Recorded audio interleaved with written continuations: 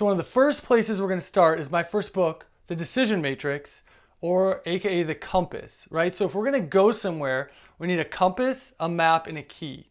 And those three things can tell us where we are, what we need, and where we're going. So the compass tells us sort of where we are within ourselves. And the compass works on this sort of plane here. So on the vertical plane, we can measure our energy or sort of our sense of challenge. So if this was going to be a plus 10, and this is going to be a minus 10 scale, this might be 0, this might be plus 5 halfway, minus 5 halfway. Anywhere up and down energetically, we could sort of identify, we could say 3 years ago, we could say when I was a senior in high school, my energy was usually here. So we could generally categorize it. We could also say this morning when I woke up, or right at this moment. So we could be specific at the exact time, or we can look at a larger scale. All are okay. We can start with where is our energy now, right? Where are we now? If our energy is, wherever it is, we can plot it. So if I'm a minus 5 and I woke up and I'm tired and whatever, I'd be right there, right? So we might say plus 10 is a 4 or 5 year old. You're a 3, 4, 5 year old kid. You wake up, boom, you're ready to play all day long. You got to be forced to take naps. You're ready to go. If you're an adult, that might be like way too much coffee, right? But as a kid, that's a good energy. It's very positive, right? Plus 5 for me and up means I can sort of do anything. If someone's like, hey, want to go do this activity or go do this? It means I have enough energy to where that is never a consideration. Maybe other things come into mind, but as far as my energy, sure, let's do it. Want to go work out, want to go play, want to go rock climb, go surfing. My energy is up. Go do work, focus, whatever. 0, I kind of classify, and there's obviously scales between these. I'm jumping. So down from 5, when we get down to sort of that 0 range, that's sort of me maybe on a Saturday afternoon in my mid-20s watching football, right, or Sunday. I can get up and get food, or I could have someone bring it to me. I might want to stay there. You could go either way, right? You're on the line. You could be a little more active, but it feels nice to be relaxed too. Whereas once we start to chip down here into this minus 5 sort of range here, 2, minus 2, 3, 4, 5, once we get here, it's sort of pretty hard to get going. We're going to look for any way to avoid doing something because of energy, right? So it's here, not a problem. Energy is not a limiting factor. In between plus 5 and minus 5 is where most of us sort of live most of the time. It is sort of a consideration. And once we're in this sort of minus 5 to minus 10, it's like we don't have the energy to do it, and we're doing everything we can to not even think about it, to avoid it, to just get rid of it, right? Minus 10 is like, I always joke, wake up hungover and have to go to work and be a parent, right? Like that's the worst possible situation. You're just like, oh, can't do it today. Can't do it. This is got it all, right? So where is our energy on the scale now? Very important. And we can get more specific as we go, or we can be sort of general. But where our energy is our first dot. So wherever we are, plot the dot, right? Again, moment by moment, big generalities, last week, a day, on Saturday, how was my energy, whatever, for my whole year. How was my energy when I was 30, right? So you can sort of look at things like this. Then our horizontal line is our sense of ability or skill.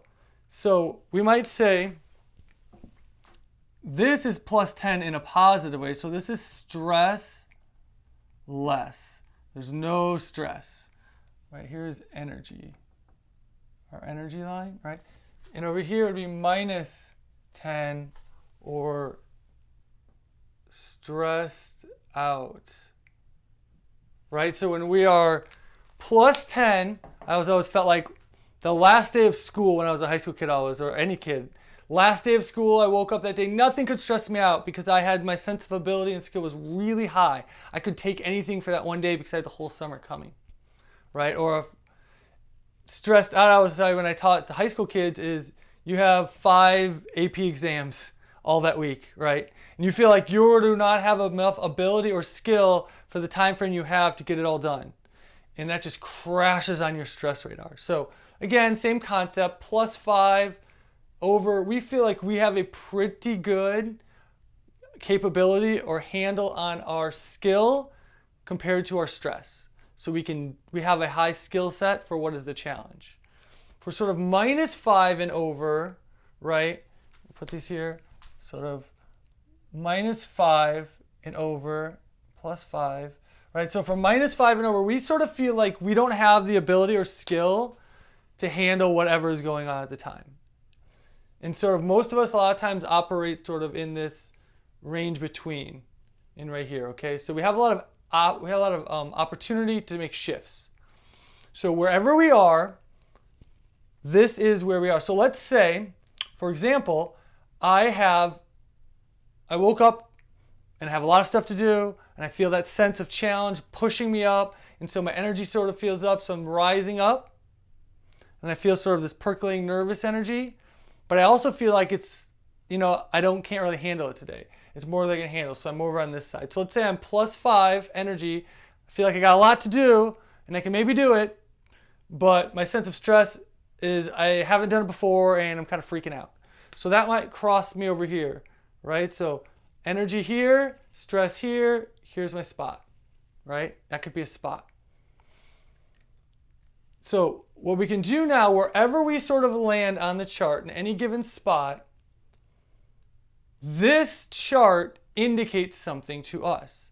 And each of these areas or zones or quadrants reflect a state, an internal state. So these internal states in us reside in how we think, how we feel emotionally, and how we feel physically, how we act. So what these 4 quadrants sort of represent, 5 if we count the line in the center, which is called equanimity. But most of us sort of dance around the 4, right?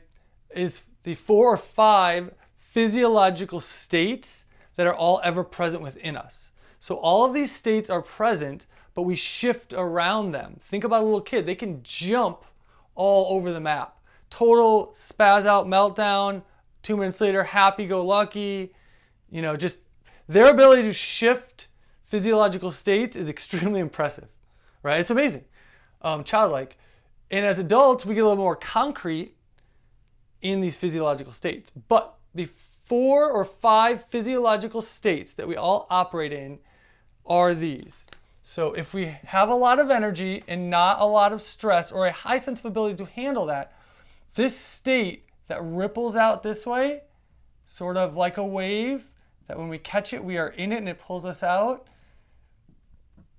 right? This is it's the 5 physiological responses or challenges, and this is the challenge response. So if we are in this state, if our dot lines up here, we feel in a positive way the challenge response. And we are ready for a challenge. Okay? And it's very exciting. And we see anything, like if you're getting a little kid, are great examples because they're so obvious. The kid doesn't want to do something, right? And they can jump categories. They're, no, I don't want to do it. Say, bet you can't go get that and come back in 10 seconds. I'll time you. Boom. Yes, I can. Challenge response, right? So as an adult, when we're in this state, or anybody, kid, adult, when we're in the challenge response state, we feel like we want to do the challenge because we feel like we have enough energy for a skill set. And when we feel like we have enough energy and enough skill, life is fun and we want to take on those challenges, right? So this is a wonderful state to be in. When we feel like our energy is low, maybe below the line, but our sense of ability to handle is still good, sort of this is the line that we take. Right? And we sort of have our ripple waves out, and so it pulls us this way. And this response by Herbert Benson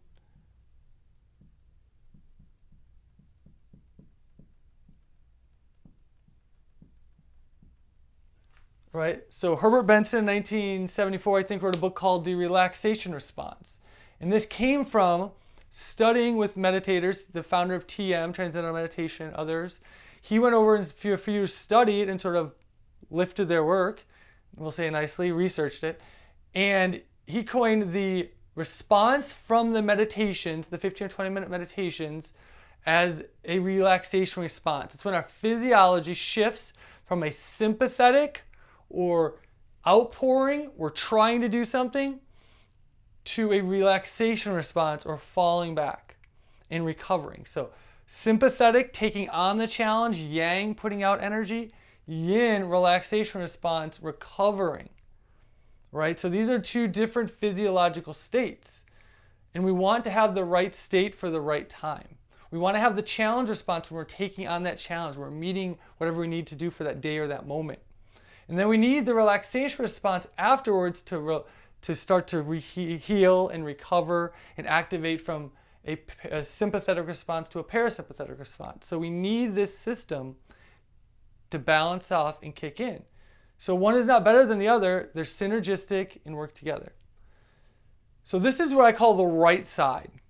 When we want to be mostly on the right side. I also call this the spirit, right? If we're going to talk, because this is mind body. So sort of the combination of the mind body is this is more when we're in tune with this, we feel more in tune with here space, right? So we feel like we have more, the farther over, more skill or sense of ability, the more we sort of become omnipresent and feel like we have a full understanding and we're connected to our spirit and our source in a way that's sort of undescribable, but we just know it when we feel it, and it's subtle. It might not be put into words, but it feels good. We feel like we're lining up with all of our synchronicity is lining up in the way that it's supposed to, right?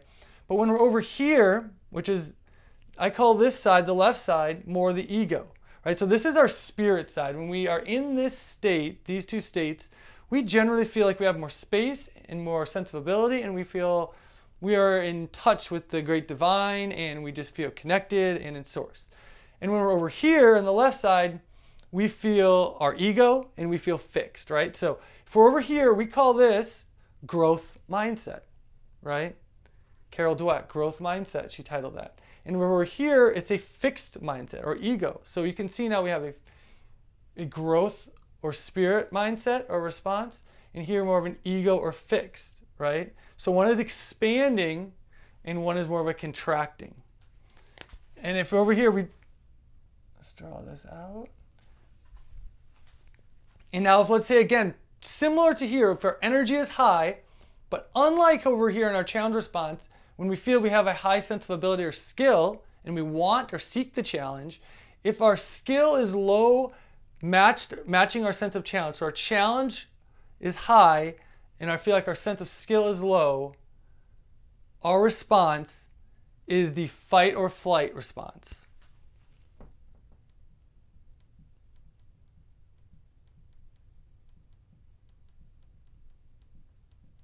And we're going to ripple. So this current still sort of ripples out, right? And so when we're in a fight or flight response, right? Our natural inclination, so if we're in a little more of a fight, right? We're a little more angry, we feel tension. We just want to get rid of that tension because the difference between these two is sense of ability or tension. Right? Or flight is high anxiety, right? So if we feel like we have a lot of energy and sense of challenge and no ability to handle it and we're way up here, man, we feel anxious, right? It's not a good feeling. And so these two sort of mirror each other, but our sense of ability or skill allows this challenge response to be awesome and positive and exciting and just feels good. And over here feels awful, all the opposites, right? The mirror. We feel anxious or scared or tension or resistance or friction. And over here it's flow, right? And so down here then, our last one, if we feel like we have not a lot of energy and not a lot of sense or skill, right? Or skill or ability.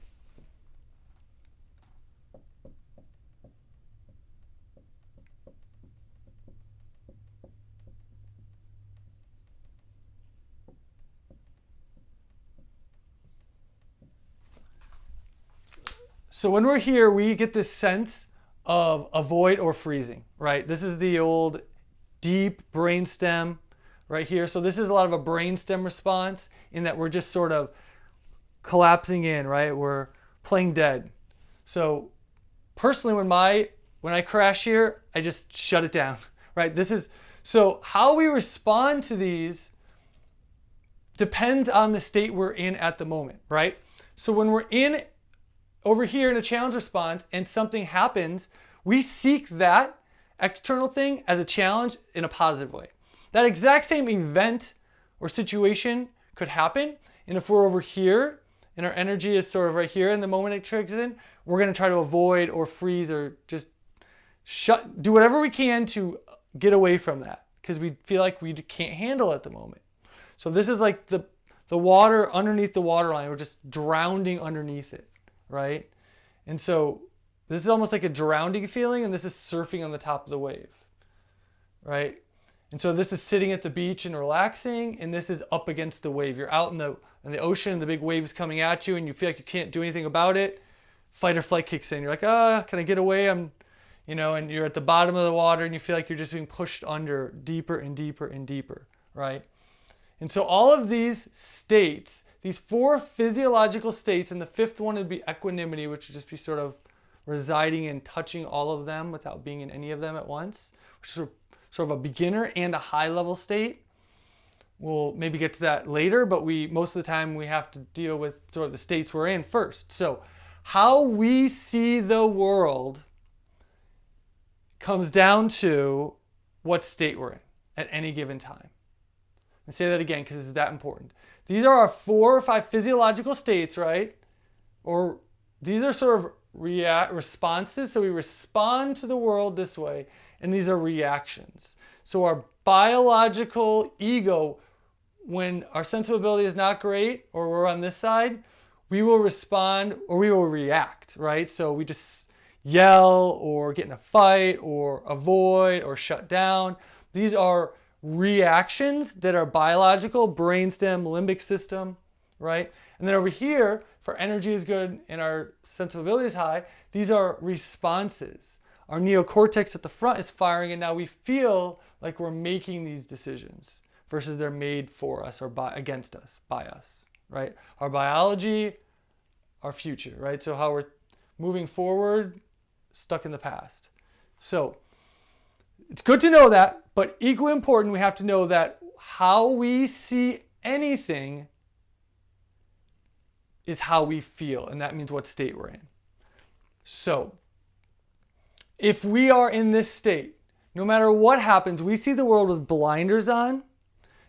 Whether it's real or fake, we perceive the life as a threat, and our peripherals shut down, our blood flow shifts to certain places, out of our brain into different parts. So this is a pure survival state. We cannot think clearly. Our brain, our body, our mind-body system shuts down a lot of things just to survive, which is great if we need to survive at that moment. If we don't need to survive, if it's just a not true in that moment, we could die from the situation, this is not where we want to be. Because we can't really solve anything, right? Everything seems way more daunting because that's just how it is. Our lenses get shifted to these states. So first thing we can do is sort of identify what state we are in, but equally as important, because it's really hard to shift when you're in these states, is that we use Dayflow as a framework, right? We said we need an infrastructure to support us when we're going through these changes and templates to just follow along. So it is extremely important to know that whatever state we are in is how we see the world. But we also need to know that sometimes we just need to follow our templates, infrastructures, and bigger understandings to get us to this side. Because the templates are designed to get us to this side, to keep us to this side all day, every day, as best we can, right? So if we're in this state, we will feel we want to avoid doing those things or think they're stupid. We need to understand that we are over here preaching back to ourselves to get back over here, right? So we need to trust the system in the process.